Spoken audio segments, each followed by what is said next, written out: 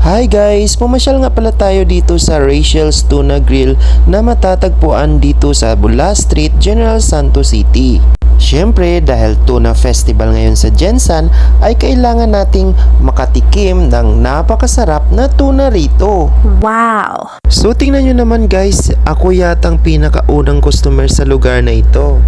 May palibreng sabaw nga ng tuna sila dito guys. At nag-order na rin tayo ng seaweed salad at saka itlog ng tuna. Sinamahan na rin natin ito guys ng avocado shake para sa ating lunch sa araw na ito. Woo! At syempre ito na ang pinakahintay nating matikman sa araw na ito. Wow! Tuna in Jensan! Happy Tuna Festival!